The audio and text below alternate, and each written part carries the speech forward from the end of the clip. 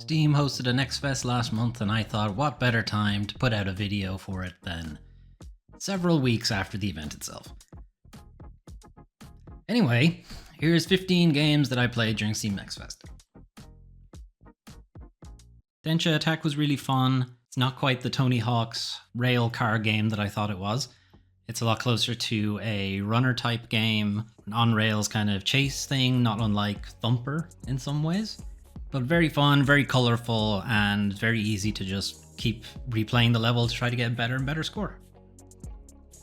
Wild Blue Skies is very pretty, definitely has all of the trappings of a Star Fox, but I don't know, it's just something about the demo just didn't wow me. I think it might be, possibly it's just too short, it's only one level early in the game, so it's still kind of easy. I don't know, I just wasn't dying to play more of it. The X-Photo demo was a bit short, but it did give an idea of what kind of game they're going for. Basically a Plague Tale, but with Senwa Saga's combat. It does a good enough job doing that. I did have some frame rate problems initially, seemed to smooth itself out, but loading, transition, that kind of thing was a bit juddery. I think it'll be a solid enough game when it's out, but maybe it won't set the industry on fire. I really like Cicada Mata's kind of retro future graphics, kind of a throwback to PS1. Also really like the kind of fast-paced time attack level structure that has going on. And the demo gave us a quick look at some later levels coming as well. Really fun game. The Mighty Raya demo was very flashy, very fun, but also very confusing. A little difficult to tell how well you're doing in combat, whether the attack hit or not, whether the attack is effective, that kind of thing. I was getting S ranks in combat and not entirely sure what I was doing to earn them. Maybe a bit of a better tutorial or onboarding, training, something like that might help. Still looking forward to the full release on this one. Cthulhu the Cosmic Abyss is a very detailed detective game.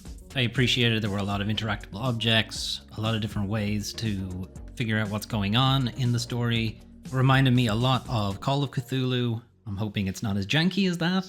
And I'm also really hoping there isn't a cat and mouse stealth segment, but from how the demo ends, I assume there is.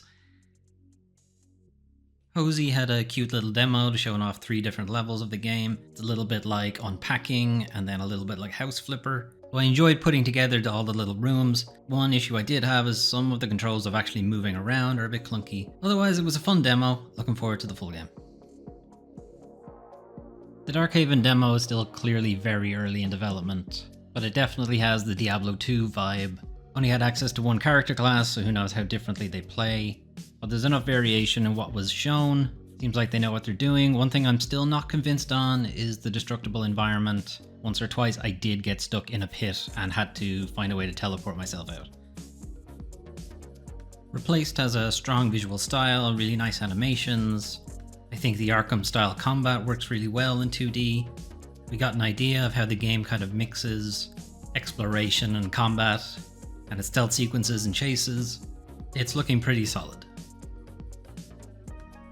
The Eternal Life of Goldman is a very pretty game. It's almost like playing through a cartoon. I'd almost liken it to Cuphead, though it's nowhere near as difficult. Still, it's a tricky enough platformer.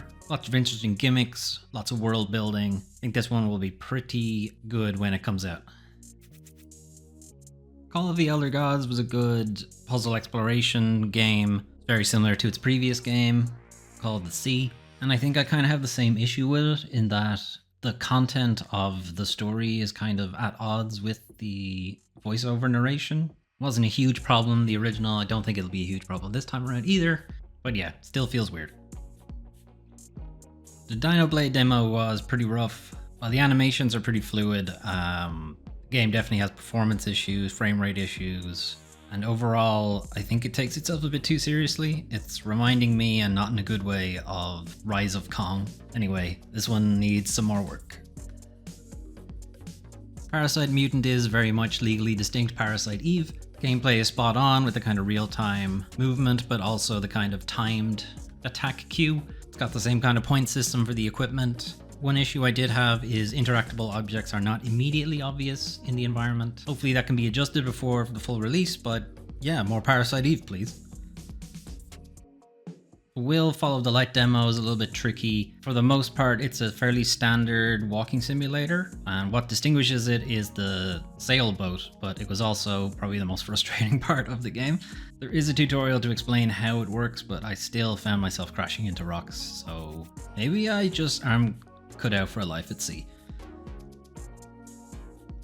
The Ratline is a solid deduction puzzle game, a little bit like the Golden Idol series, or the Root Trees Are Dead.